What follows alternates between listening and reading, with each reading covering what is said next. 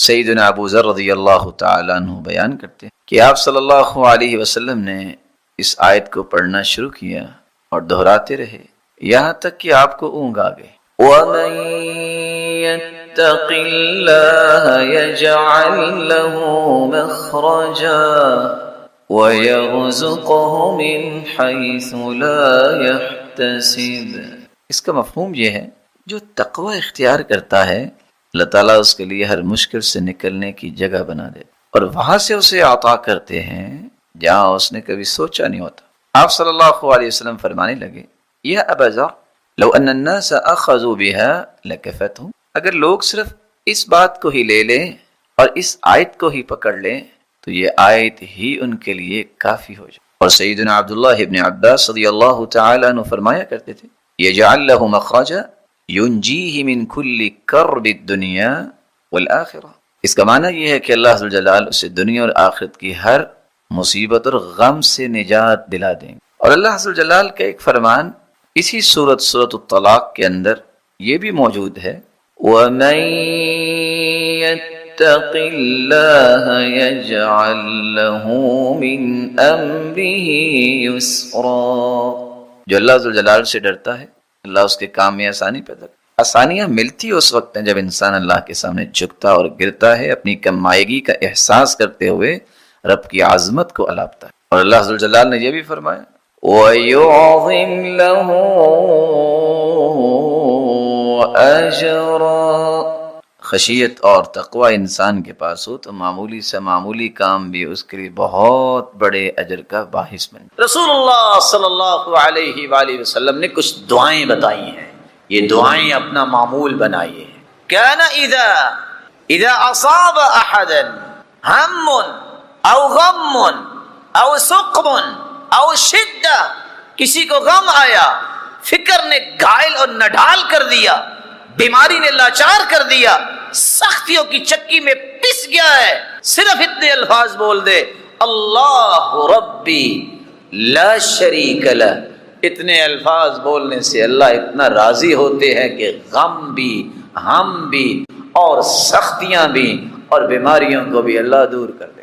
اللہ اللہ ربی لا اشرک بہ شیئا، یہ شخص جو پڑھ لیتا ہے اللہ عز و جلال اس کے غموں کو اور پریشانیوں کو دور فرما دیتے۔ اور تیسری دعا رسول اللہ صلی اللہ علیہ وسلم نے فرمایا جو وہ دعا پڑھتا ہے جو ذنون نے پڑھی تھی، مچھلی والے نے، سمندر کا اندھیرا الگ ہے، رات کا اندھیرا الگ ہے، مچھلی کے پیٹ کا اندھیرا الگ ہے، تین قسم کے اندھیرے، ایک ہی لفظ جو ہے اللہ کو پسند آیا ہے لا الہ الا انت سبحانک انی کنت من الظالمین۔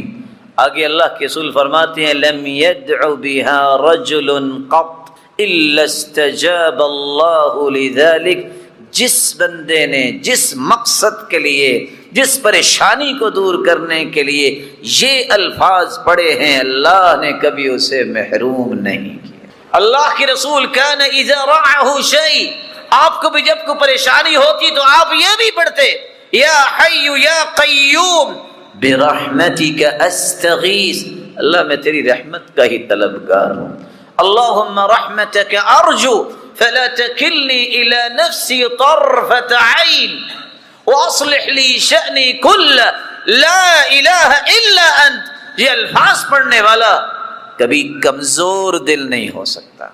رسول اللہ صلی اللہ علیہ وآلہ وسلم اس لیے یہ دعا کثرت سے پڑھا کرتے تھے اللہم انی اعوذ بک من الہم والحزن والعجز والکسل والبخل والجبن وضلع الدین وقہر الرجال، اللہ غموں سے بھی میں تیری پناہ مانگتا ہوں، عاجزی سے بھی پناہ مانگتا ہوں، اللہ سستی سے بھی پناہ مانگتا ہوں اور مجھ پہ کوئی غالب بھی نہ آئے، اللہ میں تیری ذات کا فقیر بننا چاہتا ہوں۔ رسول اکرم صلی اللہ علیہ وآلہ وسلم نے اس لیے صحابہ کرام کو چند نشانیاں بیان کر دی ہیں اس چیز کی کہ غور کر لو کہ اللہ جلال کس سے راضی اور خوش ہے اور کس سے ناراض اور کس سے غیر راضی ہے۔ سب سے پہلی نشانی اللہ عز و جلال جب کسی کے ساتھ خیر کا ارادہ کرتے ہیں تو اسے دین کی نعمت سے نواز دیتے ہیں۔ اللہ کے رسول صلی اللہ علیہ وسلم کا فرمان ہے مسند احمد کی روایت، ایما اہل بیت من العرب او العجم اراد اللہ عز وجل بهم خیرا ادخل علیہم الاسلام، کسی بھی عربی اور عجمی میں سے جس کے ساتھ اللہ عز و جلال خیر کا ارادہ کرے، اسے پسند کر لیں، اس سے راضی ہو جائیں، تو سب سے پہلی نشانی یہ ہے اللہ اسے ایمان کی دولت سے نواز دے۔ 7.5 ارب لوگ ہیں دنیا میں، 6 ارب کافر ہیں، 1.5 ارب مسلمان ہیں، تو اللہ عز و جلال نے رضامندی کا ارادہ کیا تو کتنے لوگوں کے ساتھ؟ جو مسلمان ہیں، جن کو اللہ نے اسلام کی نعمت سے نواز دی۔ بقیہ لوگ دنیا جہان کی باتیں کرتے رہے، یاد رہنا چاہیے یہ بد نصیب ہیں کہ اللہ کے رسول کی آمد کے بعد بھی اللہ کے رسول کو انہوں نے تسلیم نہ کیا اور قرآن کی حقانیت کو تسلیم نہیں، محروم ہے۔ دوسری نشانی یہ ہے کہ اللہ عز و جلال جب کسی کو پسند کرتے ہیں تو اسلام کی نعمت کے بعد اسے علم اور بصیرت عطا کر دے۔ جاہل تو دنیا کو بھی پسند نہیں ہوتا۔ اسی سفیان بیان کرتے ہیں، ما اعلم عملا افضل من طلب العلم وحفظه لمن اراد اللہ تعالی به خیرا۔ مسند احمد کی روایت ہے، من یرد اللہ به خیرا یفقهه فی الدین، اللہ جس کو پسند کر لیتے ہیں، جس سے راضی ہوتے ہیں، اسے دین کی بصیرت عطا کر دیتے ہیں، سمجھ عطا کر دیتے ہیں۔ اس کو پتہ ہے میں نے کیا کرنا ہے عبادت میں، کیسے عبادت کرنی ہے، اس کو پتہ ہوتا ہے کہ میں نے زندگی کیسے گزارنی ہے، اس کو پتہ ہوتا ہے میں نے تجارت کیسے کرنی ہے، اس کو پتہ ہوتا ہے میری سیاست کیسے ہونی چاہیے، میرے معاملات کیسے ہونے چاہیے۔ یہ دین کی سمجھ اور بصیرت یہ اللہ عز و جلال کی رضا اور خوشنودی کا سبب ہے۔ اور سفیان کہا کرتے تھے، دنیا کے اندر وہ علم جس کو اللہ نے وحی بنا کے بھیجا ہے، اس علم کو حاصل کرنا، یاد کرنا، اس سے بڑھ کر دنیا میں کوئی کام نہیں۔ لیکن یہ ملتا کس کو ہے؟ لمن اراد اللہ به خیرا، اللہ جس کے ساتھ راضی ہونا چاہتے ہیں، جس پر اللہ عز و جلال جس سے محبت کرنا چاہتے ہیں، تو اسے پھر علم کی دولت سے نواز دے۔ تیسری نشانی، اللہ عز و جلال کا جب ارادہ ہوتا ہے کہ میں نے اپنے فلاں بندے کو اپنا محبوب بنانا ہے، اس سے راضی ہونا ہے، تو اسے صراط مستقیم پہ چلاتے ہیں۔ اذا اراد اللہ بعبد خیرا افرغ علیہ السداد وکنفہ بالعصمہ، اللہ عز و جلال جب کسی کے ساتھ خیر اور بھلائی اور خوشی اور محبت اور رضامندی کا ارادہ کرتے ہیں تو اللہ عز و جلال اسے زیادہ حق صراط مستقیم کی توفیق دے دیتے ہیں اور گناہوں سے محفوظ کر لیتے ہیں۔ اس کا مطلب یہ نکلا جو صراط مستقیم پر نہیں ہے اللہ تعالیٰ کا پسندیدہ نہیں ہے۔ چوتھی نشانی یہ ہے جس کو آج ہم نے بہت ہلکا محسوس کر لیا، رب تعالیٰ جب کسی کو پسند کرتے ہیں، کسی سے راضی ہوتے ہیں، کسی کے ساتھ خیر و بھلائی کا ارادہ کرتے ہیں، تو اذا اراد اللہ بالشاب خیرا وفق له رجلا صالحا، اللہ عز و جلال کسی بھی نوجوان کو جب پسند کرتے ہیں تو اس کی نشانی یہ ہے نوجوان کا ساتھی ایسا دے دیتے ہیں جو نیک اور صالح انسان ہوتا ہے۔ نوجوانوں کے لیے بہت بڑا ایک سوال ہے کہ اپنی دوستیوں کو چیک کرے، اپنی مجلسوں کو چیک کرے، اپنی کچن کیبنٹ کو چیک کرے، رائٹ لیفٹ دیکھے کون بیٹھے ہیں، نیک لوگ ہیں تو خوش ہو جائے، یہ نوجوان اللہ کا محبوب ہے۔ جس کو کوئی عالم دین میسر آ جائے وہ اس سے محبت کرتا ہے، اس کے ساتھ بیٹھتا ہے، کسی نیک نوجوان کے ساتھ بیٹھتا ہے، یہ اللہ کا پسندیدہ ہے۔ اور جو بیٹھتا ہی ایسے لوگوں کے ساتھ ہے جن کو نہ نماز نصیب ہے، نہ روزہ نصیب ہے، نہ خیر کی بات، وہ صرف فساد مچانا چاہتے ہیں، سمجھ لے کہ یہ اللہ عز و جلال کے ہاں بدبخت انسان ہے۔ وہ اپنی کڑیل جوانی پہ ناز کرے گا تو کب تک؟ جب موت آئے گی تو ساری جوانیاں ریت بن جاتی۔ پانچویں نشانی، اللہ عز و جلال جب ارادہ کرتے ہیں کسی سے محبت کا، خیر خواہی کا، کسی سے راضی ہونے کا، تو اللہ تعالیٰ اس کے وقت میں برکت ڈالتے ہیں، وقت کی حفاظت کی توفیق دے دیتے ہیں۔ اذا اراد اللہ بالعبد خیرا اعانہ بالوقت، ہم وقت کی قدر ہی نہیں سمجھتے۔ عمر بن عبدالعزیز کے پاس ایک شخص آیا کہ آؤ ذرا بیٹھ کے گپ شپ لگا لیں۔ انہوں نے کیا کہا؟ انہوں نے کہا اچھا تم سورج کو پکڑو اس کو روکو تاکہ یہ نہ آگے جائے غروب ہونے کے لیے، تو میں گپ شپ لگا لیتا ہوں۔ وقت جو ہے، الوقت کالسیف، یہ ایک تلوار ہے، لو لم تقطعه يقطعك، اگر تم اس کو اچھے طریقے سے استعمال نہیں کرو گے تو یہ تلوار تمہیں کاٹ کے رکھ دے گی۔ اور اللہ کے رسول کا فرمان ہے، نعمتان مغبون فیہما کثیر من الناس، الصحۃ والفراغ، دو نعمتوں کی قدر انسانیت نہیں کرتی، ایک صحت کی اور ایک وقت کی۔ جب وقت ضائع ہو جاتا ہے تو پھر بیٹھ کے روتا ہے، جب اللہ نے صحت دی ہوتی ہے تو کوئی کام نہیں کرتا، جب بیمار ہوتا ہے تو تب سمجھ آتی ہے کہ اس سے کھڑے ہو کے نماز بھی نہیں پڑھی جاتی، دنیا کا کوئی کام نہیں کر سکتا۔ ان دو نعمتوں کی قدر کرنے میں لوگ بہت دھوکہ کھاتے ہیں۔ چھٹی نشانی یہ ہے کہ اللہ ذوالجلال جب کسی کو اپنا پسندیدہ بنانے کا ارادہ کرتے ہیں، جس سے خوش ہونا ہوتا ہے، اس کو قلبی بیداری نصیب کرتے ہیں۔ قلبی بیداری کیا ہے؟ اذا اراد اللہ بعبد خیرا، محمد بن سیرین بیان کرتے ہیں اللہ ذوالجلال جب کسی کو پسند کر لیں، اس سے خوش ہو جائیں، اس سے راضی ہو جائیں، تو اللہ ذوالجلال جعل له واعظا من قلبی، اس کے دل میں ایک وعظ و نصیحت کرنے والی کیفیت پیدا کر دیتے ہیں۔ دل ہی سمجھاتا ہے، نماز لیٹ ہو رہی ہے، دل ہی کہتا ہے کیا کر رہے ہو، اٹھو نماز پڑھو۔ دل ہی کہتا ہے کسی کو دھوکہ نہیں دینا، دھوکہ نہیں دینا، تم مومن ہو، جھوٹ نہیں بولنا، یہ منافقوں کا کام ہے۔ وہ کیا کر رہے ہو، بڑا ہے اس کا ادب کرو، چھوٹے پہ شفقت کرو۔ دل جو ہے اس کے اندر بیداری اللہ عطا کر دیتے ہیں، لیکن جب دل مردہ ہو جائے تو سمجھ لو کہ اللہ ذوالجلال اس کو پسند نہیں کر رہے، نہ اس کو نماز کا خیال، نہ اس کو کسی نیکی کا خیال، نہ اس کو حرام و حلال کی تمیز۔ یہ ایسا دل ہے جو قلب میت ہے، مردہ دل، یہ اللہ کے ہاں پسندیدہ نہیں۔ بڑے سے بڑا گھر اور بڑے سے بڑے انسان کو آپ دیکھتے ہیں، سلوٹ بھی کرتے ہیں، لیکن جو ہی وہ گھر میں جاتا ہے تو ایسی ایسی زبان استعمال کرتا ہے کہ بیویاں چھپتی نظر آتی ہیں۔ شادی کے تیسرے مہینے طلاقیں ہو رہی ہیں، سب کچھ ہونے کے باوجود عورت کے ساتھ ظلم کیا جاتا ہے اور اسے اپنے پاؤں کی جوتی سمجھا جاتا ہے۔ یہ بھی اللہ کے رسول نے سارا کچھ سکھایا ہے۔ کبھی مجھے اور آپ کو غور نہیں کرنا چاہیے کہ جو بیوی کو اپنے پاؤں کی جوتی سمجھتا ہے، خود بھی تو پاؤں ہی ہے نا، جو سر کا تاج سمجھتا ہے خود بھی تو سر ہوا نا۔ آئیے اس ہستی نے اپنے گھر میں رویہ کیا رکھا؟ خیرکم خیرکم لأہلہ وانا خیر لأہلی، تم میں بہترین وہ ہے دنیا میں جو اپنی بیوی کے معاملے میں بہترین ہے۔ لوگوں کی آنکھوں کا تارا بننا بڑا آسان ہے، اصل تارا اور ستارہ وہی ہوتا ہے جو انسان اپنی بیوی اور والدین کی آنکھوں کا تارا ہو۔ اور اس ستارے اور تارا بننے کے لیے اخلاق اور احترام اور اچھے کام کرنا، یہ پہلی جو ہے ضرورت۔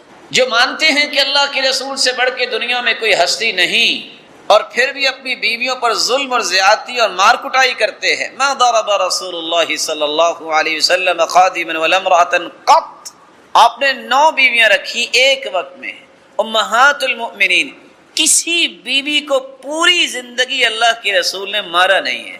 اتباع کہاں گئی؟ گھر سے شروع کریں نا دین کو، دور جا کے تو بہت ساری باتیں کرنا آ جاتی ہے، تو میرے گھر میں دین نہیں ہونا چاہیے؟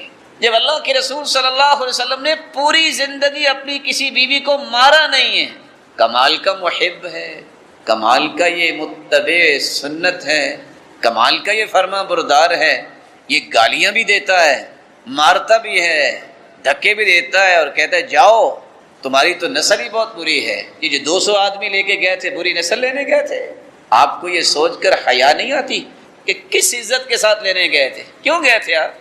اب نسل کی بات کیوں کرتے ہو؟ جس طرح اس سے کوئی کوتاہی ہوئی ہے، آپ سے بھی تو کوئی کوتاہیاں ہوتی ہوگی، اس کی اصلاح کرو، یہ سوچ کے شادی کر لیا کرو۔ اس وقت تو پیسے کی چمک کو دیکھ کے تم شادی کرتے ہو، تو پیسہ تو انسان نہیں بناتا، انسان بنانے کے لیے شریعت کی پیروی ضروری ہے۔ پیسہ انسان بناتا ہوتا تو کافر پہلے بنے ہوتے۔ اب 6 ارب تو کافر ہیں، 1.5 ارب مسلمان ہیں، پیسہ تو ان کے پاس زیادہ ہے، ہے ان میں انسانیت؟ کون سا ظلم نہیں وہ جو نہیں کرتے؟ یہ ایک الگ بات ہے کہ آج مسلمان بھی قلبی اور فکری طور پر انہی کے غلام بن چکے ہیں، جو وہ سوچیں گے وہی یہ سوچنے لگ گئے ہیں، حالانکہ وہ اللہ ذوالجلال نے فرمایا لَتَجِدَنَّ أَشَدَّ النَّاسِ عَدَاوَةً لِلَّذِينَ آمَنُوا الْيَهُودِ، روئے زمین پر یہودیوں سے بڑھ کے مسلمانوں کا کوئی دشمن نہیں ہے۔ یہ اللہ کی بات نہیں مانتے، کہتے نہیں وہ تو بڑا پیارا ہے جی، بلکہ فرمایا ایمان کی لذت ہی نہیں مل سکتی جب تک ان کے طور طریقوں کو چھوڑیں گے نہیں آپ۔ جس شخص کا یہ ایمان ہے کہ اللہ کے رسول میرے آئیڈیل ہیں، سرتاج رسول تو آواز دیتے تو صحیح بخاری کہتی ہے یا عائش ھذا جبریل یقرئک السلام، اے عائش، عربی زبان میں منادہ مرخم ہے، جب الفاظ کو تھوڑا سا ریڈیوس کر دے تو یہ ایک احترام اور محبت کا انداز ہے عربوں کے ہاں۔ یہ جبریل امین تشریف لائے ہیں، عائشہ تجھے سلام پیش کر رہے ہیں۔ سیدہ عائشہ رضی اللہ تعالی عنہا فرماتی ہیں کہ حبشے کے غلام کچھ اپنا کھیل پیش کر رہے تھے تو آپ نے فرمایا یا حمیرہ اتحبین ان تنظری الیہم، اے حمیرہ کیا تم انہیں دیکھنا پسند کرتی ہو؟ یہاں کیا ہوتا ہے، تم نے اگر ماں کو فون کیا نا تو پھر بھی طلاق، تم نے گھر سے باہر قدم رکھا نا تو تب بھی طلاق، تم نے اگر بہن کو فون کیا نا تب بھی طلاق۔ تو اللہ سے ڈر جاؤ، طلاق کے ایک حکم تو ہے لیکن یہ ڈرانے کے لیے باہوبل ہے۔ اس لیے بعض نقل کرنے والے نقل کرتے ہیں کہ اللہ نے عورتوں کو بھی عقل دی ہوتی ہے۔ اب وہ عورت سے فارغ ہونا چاہتا تھا، سیڑھی پہ چڑھ کے چھت پہ جانے لگی، کہنے لگا تم نیچے اتری تب بھی طلاق، تم اوپر گئی تب بھی طلاق، اس نے چھلانگ لگا دی۔ کہتے اب بتاؤ، یہ رویے جو ہیں یہ سمجھداروں کے رویے نہیں ہیں، اور چھوٹی سی بات ہوتی ہے اس کے مقابلے میں عورت کہتی مجھے طلاق دو، میں نے خلا لینا ہے۔ ابغض الطلاق الی اللہ، ابغض الحلال الی اللہ الطلاق، سب سے غصے میں ڈالنے والی بات جو ہے، مبغوض ترین عمل وہ طلاق۔ اور جو عورت بغیر کسی شرعی عذر کے طلاق کا مطالبہ کرتی ہے وہ جنت کی خوشبو بھی نہیں پائے گی۔ رسول اکرم صلی اللہ علیہ وسلم کی روایت تو سنی پڑی ہوگی کہ جب صحابہ کے ساتھ جا رہے تو فرمایا تقدموا، آگے چلے جاؤ۔ جب کوئی بھی شخص نظر نہیں آیا تو سیدہ عائشہ رضی اللہ تعالیٰ عنہ سے فرمایا آؤ میرے ساتھ دوڑ لگاؤ۔ پہلے سیدہ عائشہ رضی اللہ تعالیٰ عنہ آگے نکل گئی، پھر کچھ مدت کے بعد دوبارہ ایسا ہوا تو آپ صلی اللہ علیہ وسلم آگے نکل گئے، فرمایا تلک بتلک، یہ جو اس وقت آپ جیت گئی تھی نا یہ اس کا بدلہ ہے۔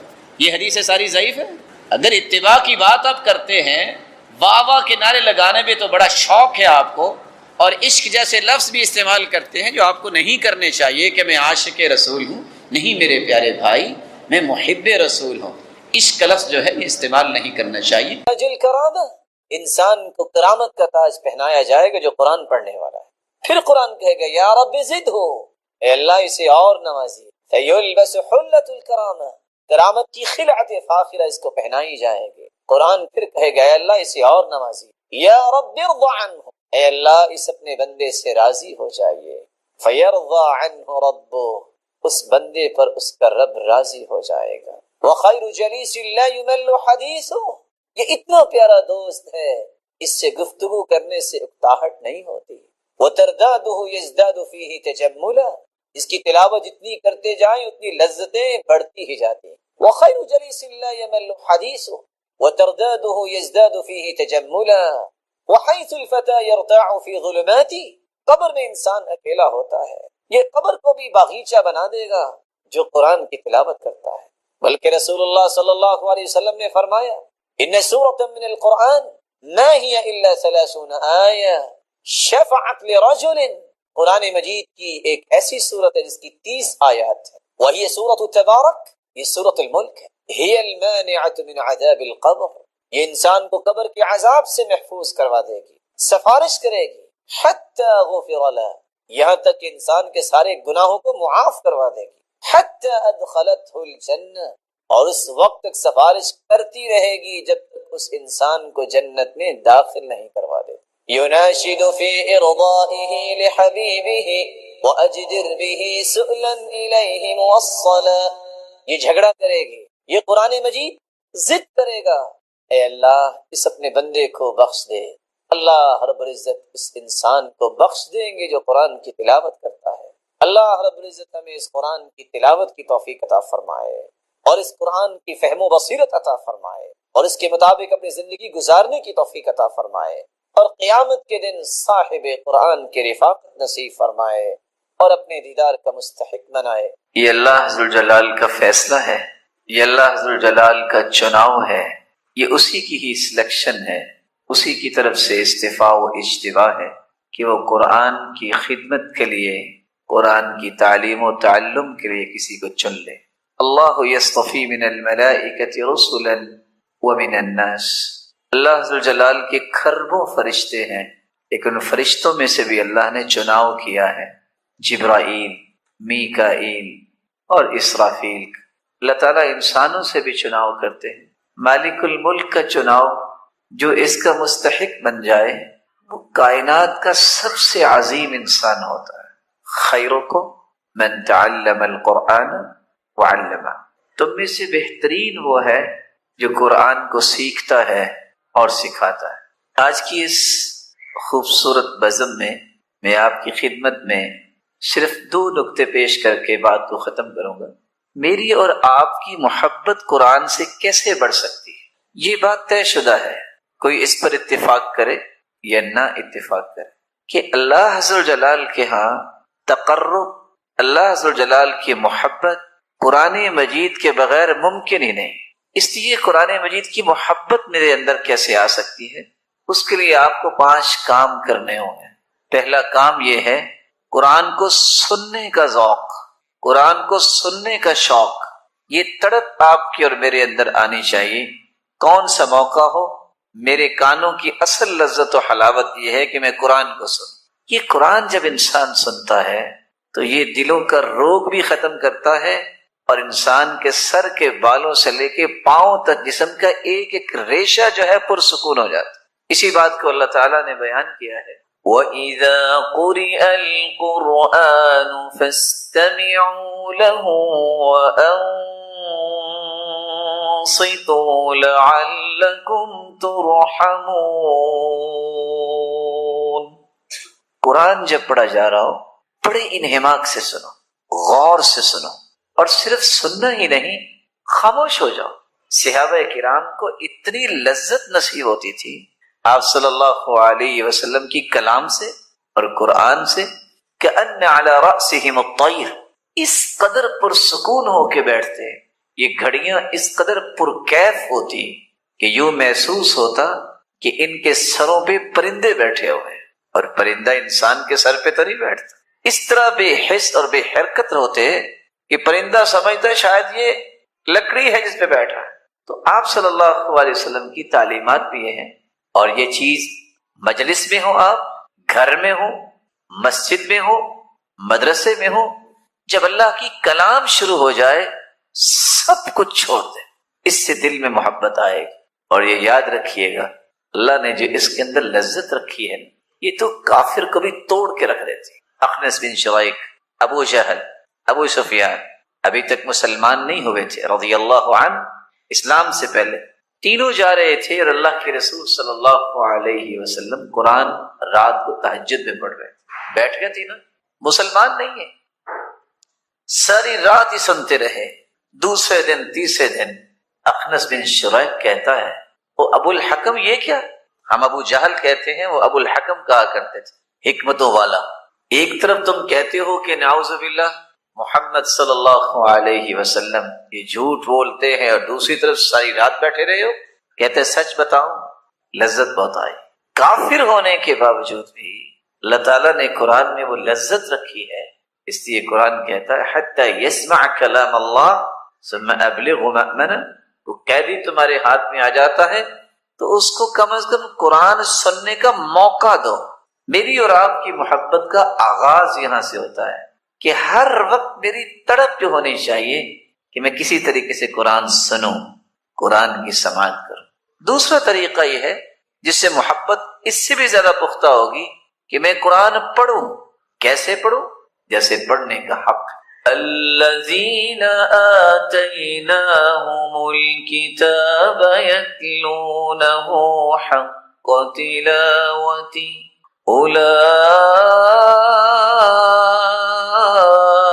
اولئک یؤمنون بہ ومن یکفر بہ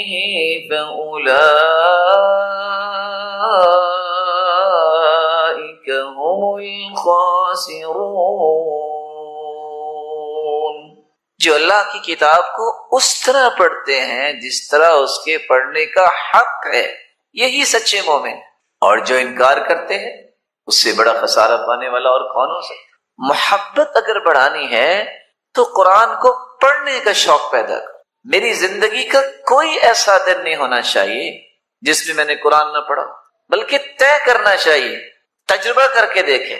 ہر نئے دن کا آغاز جو ہے، جب میں صبح اٹھوں، نماز پڑھوں، اذکار کروں، صبح کے سب سے پہلا کام میں جو کروں قرآن کھول کے بیٹھ جاؤں۔ آپ کا پورا دن اس قدر لذت والا دن بنے گا کہ آپ کو خود یہ احساس ہوگا کہ آج یہ میرے دل میں خوشی جو آئی ہے، یہ مجھے راحت محسوس ہو رہی ہے، حلاوت محسوس ہو رہی ہے، اس کا سبب کیا ہے؟ یہ قرآن کی تلاوت ہو۔ یہاں سفید بالوں والے بیٹھے ہیں، اللہ ان کو سلامت رکھے، آپ ان سے پوچھئے آج سے 25-30 سال پہلے حالت کیا تھی؟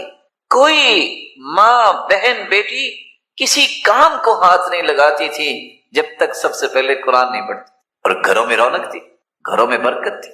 اس لیے جب تک قرآن پڑھنے کا ذوق نہیں آتا اس وقت تک محبت نہیں بڑھتی۔ اللہ کا گھر ہو یا قرآن کی تلاوت ہو، ان دو چیزوں میں ایک بات یاد رکھیے، مہمان انسان کے 3 قسم کے آتے ہیں۔ بعض مہمانوں کے لیے انسان ترستا ہے کہ یہ ہمارے گھر آ جائیں، اور جب آ جائیں تو جی چاہتا ہے نہ ہی جائیں۔ اور بعض مہمان آتے ہیں تو ہم کہتے ہیں چلو آ ہی گیا صحیح، اس کی خدمت کریں، اور پھر جی چاہتا ہے چلو چلے جائیں، ہم نے بھی کوئی کام کرنا۔ اور بعض کے بارے میں یہ تصور ہوتا ہے کہ یہ نہ ہی آئے تو اچھا ہے۔ اپنے آپ کو ضرور دیکھا کریں۔ قرآن مجید کے بارے میں اللہ کے رسول نے فرمایا یہ مأدبہ ہے، یہ دسترخوان ہے۔ اللہ نے مجھے ان تینوں میں سے کون سا مہمان بنایا؟ اللہ بلاتے اس کو ہیں اپنی کلام کی طرف جس کو بٹھائی رکھتے ہیں کہ قرآن پڑھتا رہے، جس کے بارے میں اللہ چاہتے ہیں یہ میرا پیارا بندہ ہے، قرآن ہی پڑھتا رہے، جائے ہی نہ۔ اگر آپ کی کیفیت یہ ہے کہ آپ قرآن پڑھتے سیر نہیں ہوتے تو آپ پہلی قسم کے مہمان اللہ تعالیٰ کے۔ اور اگر آپ دوسری قسم کے مہمان، اس کا مطلب ہے کہ آپ کو کچھ تو اللہ نے نعمت دی ہے لیکن محرومی بھی ہے۔